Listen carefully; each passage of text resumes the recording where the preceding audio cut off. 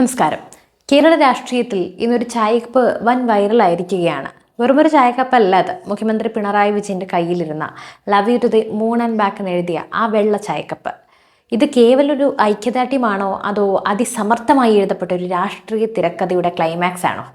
ഒരു പെൺകുട്ടിയുടെ ജീവിതത്തിലെ ഏറ്റവും വലിയ നോവിനെ മുഖ്യമന്ത്രി തന്റെ PR ഇമേജ് വർദ്ധിപ്പിക്കാനുള്ള ആയുധമാക്കുകയാണോ? നമുക്ക് പരിശോധിക്കാം ഈ ചായക്കപ്പ് വിപ്ലവത്തിന് പിന്നിലെ യഥാർത്ഥ വശങ്ങൾ. കഴിഞ്ഞ ദിവസം ഒരു പൊതുപരിപാടിക്കിടെ മുഖ്യമന്ത്രി പിണറായി വിജയൻ ഉപയോഗിച്ച ചായക്കപ്പിലെ വരികൾ സോഷ്യൽ മീഡിയയിൽ ഇടത് പ്രൊഫൈലുകൾ ആഘോഷമാക്കി. യൂത്ത് കോൺഗ്രസ് മുൻ അധ്യക്ഷൻ രാഹുൽ മാങ്കൂട്ടത്തിൽ ഉൾപ്പെട്ട പീഡന കേസിലെ ഇരയായ പെൺകുട്ടി തന്റെ കുഞ്ഞിനെക്കുറിച്ച് ഫേസ്ബുക്കിൽ എഴുതിയ വരികളായിരുന്നു അത്. അതിജീവിതയ്ക്കൊപ്പം സർക്കാർ ഉണ്ട് എന്ന പ്രഖ്യാപനമാണിതെന്ന് സൈബർ സഖാക്കൾ വാദിക്കുന്നു. എന്നാൽ ചിന്തിക്കേണ്ടത് ഇതാണ്: രാഹുൽ മാങ്കൂട്ടത്തിൽ പ്രതിക്കൂട്ടിലായപ്പോൾ മാത്രം മുഖ്യമന്ത്രിക്ക് എങ്ങനെ ഈ കപ്പ് ഓർമ്മ വന്നു? ആരാണ് ഈ ദൃശ്യങ്ങൾ പകർത്തി കൃത്യമായി സോഷ്യൽ മീഡിയയിൽ എത്തിച്ചത്? മുഖ്യമന്ത്രിയുടെ ഈ സ്ത്രീപക്ഷ മനോഭാവം കേവലം ഒരു സെലക്റ്റീവ് ആണോ? നമുക്ക് മുൻകാലങ്ങളിലേക്കൊന്ന് കണ്ണോടിക്കാം. വാളയാറിൽ 2 പെൺകുട്ടികൾ, അതും പിഞ്ചു പെൺകുട്ടികൾ ക്രൂരമായി പീഡിപ്പിക്കപ്പെട്ട് മരത്തിൽ തൂങ്ങി മരിച്ചപ്പോൾ പ്രതികൾ പാർട്ടിക്കാരനായപ്പോൾ ഈ മൂൺ ആൻഡ് ബാക്ക് സ്നേഹം എവിടെയായിരുന്നു? ആ അമ്മ തലമുണ്ടനം ചെയ്ത് നീതിക്കായി തെരുവിൽ അലഞ്ഞപ്പോൾ മുഖ്യമന്ത്രിക്ക് ഐക്യദാർഢ്യം പ്രഖ്യാപിക്കാൻ ഒരു ചായക്കപ്പും കിട്ടിയില്ലേ?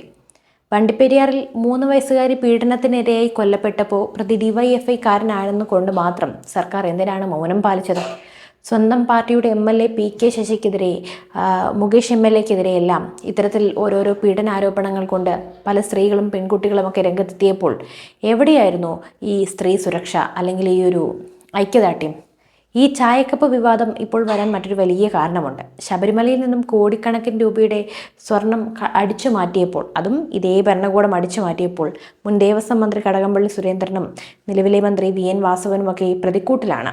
വിശ്വാസികളുടെ വികാരം വ്രണപ്പെട്ട ഈ വലിയ അഴിമതിയിൽ നിന്നും ജനശ്രദ്ധ തിരിക്കാൻ മുഖ്യമന്ത്രി കണ്ടെത്തിയ പുകമറയാണ് രാഹുൽ മാങ്കൂട്ടത്തിലിൻ്റെ കേസും ഈ ചായക്കപ്പ് നാടകവും. സ്വർണം മോഷ്ടിച്ചവർ ഭരണസിംഹാസനത്തിലിരിക്കുമ്പോൾ ഒരു പെൺകുട്ടിയുടെ കണ്ണീരിനെ മാർക്കറ്റിംഗ് ടൂളാക്കുന്നത് എത്ര നീചമാണ്. പിന്നെ LDFിൻ്റെ ഭാഗത്ത് നിന്നും ഇതൊക്കെ തന്നെ ജനങ്ങൾ പ്രതീക്ഷിക്കുന്നുള്ളൂ എന്നത് മറ്റൊരു കാര്യം. മുഖ്യമന്ത്രിയുടെ ഓരോ ചലനവും കൃത്യമായി പ്ലാൻ ചെയ്യുന്നത് കോടികൾ ശമ്പളം വാങ്ങുന്ന PR ഏജൻസികളാണ്. ഈ ചായക്കപ്പ് ഒരു വിഷ്വൽ ഹുക്കാണ്. സാധാരണക്കാരുടെ ഉള്ളിലേക്ക് മുഖ്യമന്ത്രി ഇരയ്ക്കൊപ്പമാണെന്ന തെറ്റായ സന്ദേശം നൽകാനുള്ള ശ്രമം.